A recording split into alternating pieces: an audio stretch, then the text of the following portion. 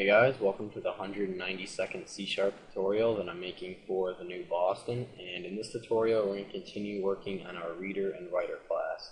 So in the previous tutorial we finished up making our reader class, so now we just have to create our writer class. So let's just go right here and say public class writer, and just like the reader class, we're going to want to inherit from this base IO class, because remember inside of this base IO class we have that enumeration for the byte order, and then we have a variable for that byte order.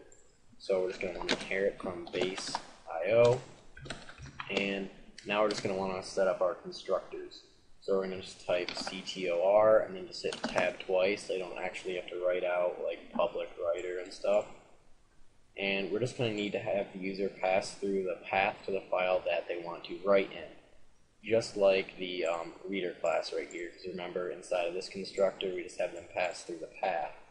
So we're just going to say string path right here, and then we're going to want to create a new binary writer. So we're going to have to go up here and create a binary writer so that we can use it in all of our methods, and I'm just going to call it BW. And then inside of the constructor right here we're going to set BW equal to a new binary writer. And then we're just going to want to pass through that that path that the user passed through the constructor. So it's going to say path. Alright, so now basically whenever the user creates a new instance of the writer class, it will just create a new binary writer with the path that the user specified.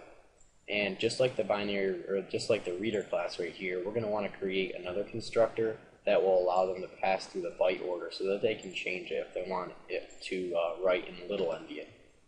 So we're going to say public writer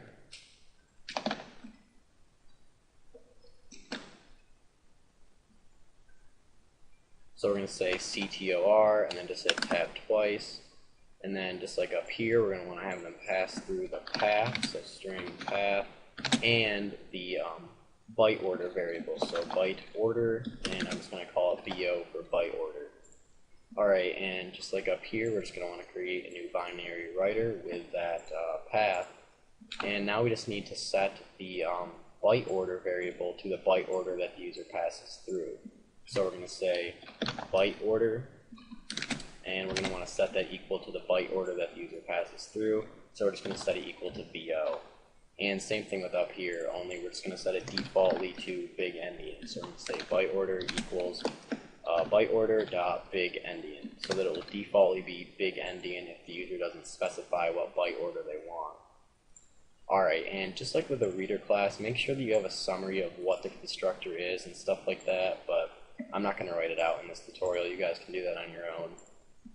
And the last thing we have to do is create a property for the position of the writer. So we're going to say public long, and we're going to call this property position, so position, and then we're just going to want to get and set the property position inside of this binary writer class. So we're just going to want to say right here get and then return bw.basestream.position, so the position of the binary writer. And then when the user sets this position property, we're just going to want to change the position of the binary writer. So we're just going to say set and then bw.basestream.position equals the value that the user sets this property to. Alright, so that's pretty much it for this tutorial. We have all the boring stuff done for this writer class. In the next tutorial, we're going to actually get into writing values. So, see you guys.